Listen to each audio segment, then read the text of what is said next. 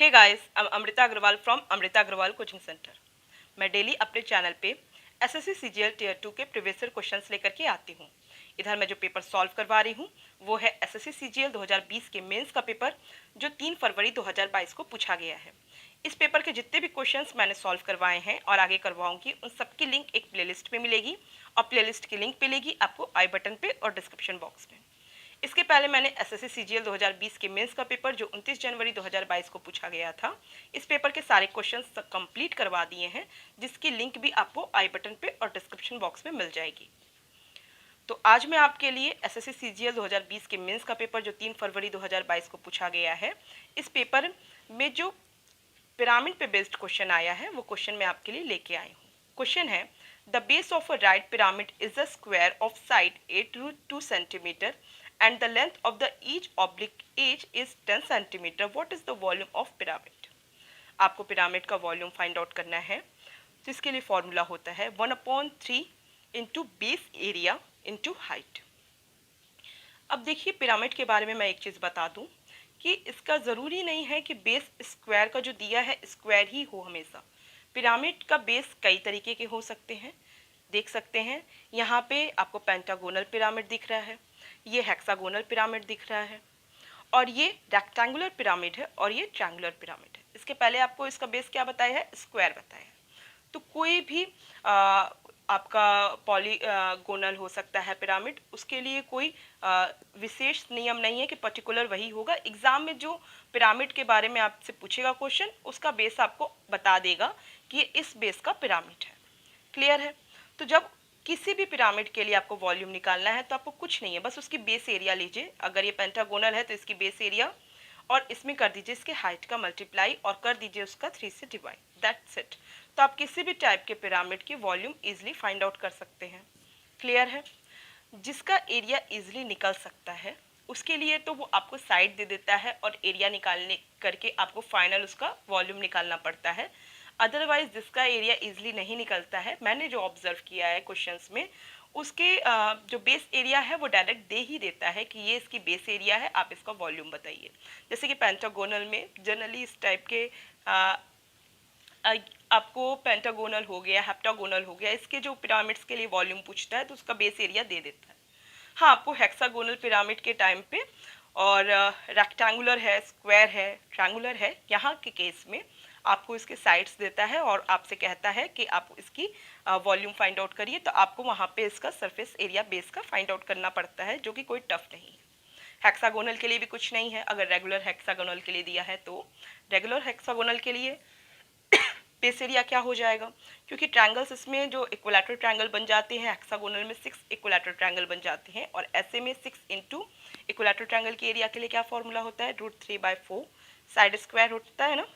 तो बस यहाँ पे यही हो जाएगा। जो भी आपको साइड दे के हेक्सागोनल पिरामिड की दे के रखा है, या पेरीमीटर भी दे के रखा है, पेरीमीटर दे के रखा है तो डिवाइडेड बाय 6 करिए, नहीं तो अगर एक साइड दे के रखा है रेगुलर हेक्सागन की तो एक साइड उसका स्क्वायर करिए।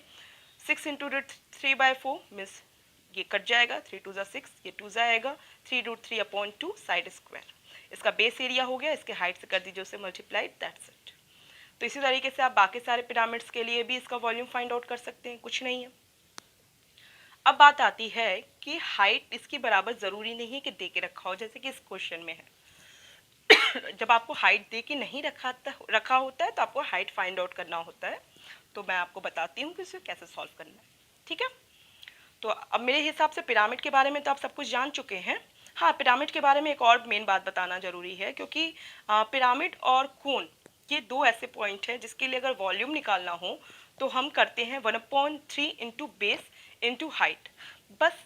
लेकिन जो इसका बेसिक अंतर ये होता है कोन और पिरामिड में वो ये है कि जो पिरामिड होता है इसके जो फेसेस होते हैं वो होते हैं स्ट्रेट, और जो कोन होता है इसके जो फेस होते हैं वो होते हैं कर्व। ये इसका बेसिक डिफरेंस है। तो कभी भी आप कोन को पिरामिड मत समझिएगा, कोन अलग है, पिरामिड अलग है। पिरामिड होने के लिए ज़रूरी है कि उसके सारे फेस स्ट्रेट हों, जैसा कि मैंने आपसे प्रिज्म के केस में और सिलेंडर के केस के लिए उसको जब डिफ्रेंशिएट किया था तो मैंने आपको कल बताया था।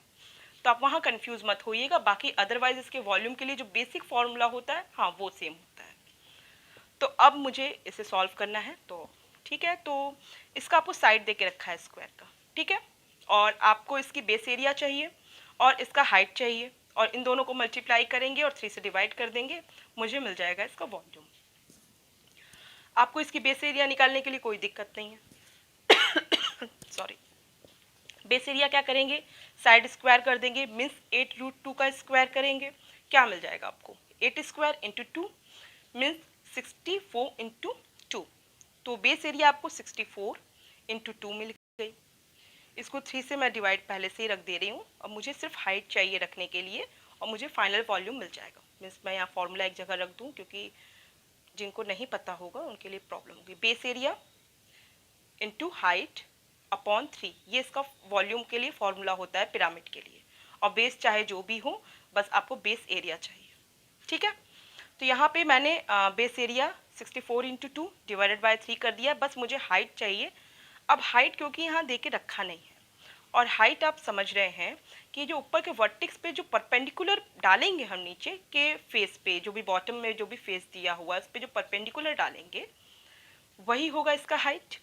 और ये जो हाइट इसका आता है, इसका जो परपेंडिकुलर पड़ता है, वो जिस पॉइंट पे पड़ता है वो होता है इसके नीचे की जो सरफेस, इस बॉटम की सेंटर पे इसका पड़ता है परपेंडिकुलर। अब क्योंकि बेस आपका स्क्वायर है, तो इसका जो सेंटर होगा वो होगा इस स्क्वायर के डायगोनल्स का कट पॉइंट। तो इसके जो डायगोनल्स हैं स्क्वायर के, वो जहाँ पे एक दूसरे को कट करेंगे वही इसके हाइट का पॉइंट भी आकर के मिलेगा, ठीक है। वही इस स्क्वायर का सेंटर होगा, और हाइट का भी यहाँ बॉटम पे जो पॉइंट पे आएगा वो यही होगा। अब देखिए, आपको ऑब्लिक एज दे के रखा है 10 सेंटीमीटर, जो कि ये 10 सेंटीमीटर है। ये जब 10 सेंटीमीटर दे के रखा है, आपको ये हाइट फाइंड आउट करना है, तो मैं इसे देखूं तो ये क्या दिख रहा है, ये दिख रहा है राइट एंगल ट्रायंगल, दिख रहा है राइट एंगल ट्रायंगल, इसे फोकस कीजिए। जब इसे ये राइट एंगल ट्रायंगल दिख रहा है, तो बस मैं इसी की हेल्प से इसकी हाइट फाइंड आउट कर लेती हूँ। अब क्योंकि आप समझ रहे हैं कि अगर ये साइड 8√2 है, तो इसका मतलब इसका डायगोनल क्या हो गया, इसका डायगोनल हो गया 8√2 का 2 होता है, इसका डायगोनल हो जाता है 8√2 का 2। तो अब इसे जब आप आपस में मल्टीप्लाई करेंगे तो ये क्या आपको डायगोनल मिल जाएगा, आपको कंप्लीट डायगोनल मिल जाएगा 16, 8 इंटू 2 16 हो जाएगा। अब क्योंकि आपको दूरी क्या चाहिए, बस आपको इस सेंटर से यहाँ तक की दूरी चाहिए, आपको कंप्लीट डायगोनल नहीं चाहिए। तो इसके लिए आप क्या करेंगे, आप करेंगे इसके डायगोनल का हाफ, बिकॉज जो स्क्वायर होता है, स्क्वायर के डायगोनल्स एक दूसरे को परपेंडिकुलरली बाइसेक्ट करते हैं। तो ये पूरा डायगोनल अगर 16 सेंटीमीटर का हुआ, तो ऐसे में इसका हाफ दूरी मीन्स ये दूरी हो जाएगी 8 सेंटीमीटर की। तो ये दूरी आपको 8 मिली, ये आपको 10 है, ये राइट एंगल ट्रायंगल है। तो ये हाइट कितना मिल गया, ये मिल गया 6। पाइथागोरियन ट्रिपलेट्स के अकॉर्डिंग अगर ये 4 हो, ये तो ये 5 हो, तो ये 3 होता है, क्योंकि ये क्या है 5 इंटू 2 है, ये 4 इंटू 2 है, तो ये 3 इंटू 2 मीन्स 6 हो जाएगा। तो हाइट आपको 6 मिल गई, तो मल्टीप्लाई बाय 6 कर दें, 3 से इसे कट लगा दें, 2 आएगा, 2 2 ज़ा 4, 4 को हम 64 से मल्टीप्लाई करेंगे तो 256 ये वैल्यू आ जाएगी। आई होप आपको सारे पॉइंट्स क्लियर समझ में आ गए हैं। किसी को कोई भी डाउट हो तो आप मुझे कमेंट बॉक्स में दीजिएगा, और आपका जो भी रिव्यू हो मेरे वीडियो को लेकर के आप मुझे कमेंट बॉक्स में दीजिए। अगर आपको वीडियो पसंद आया है तो आप इसे लाइक कीजिए, और आप चाहते हैं कि मेरे अपकमिंग वीडियोस आप तक ईजिली पहुंचे, तो इसके लिए आपको मेरे चैनल को सब्सक्राइब करना होगा सॉरी बेल बटन दबाना होगा। Thank you.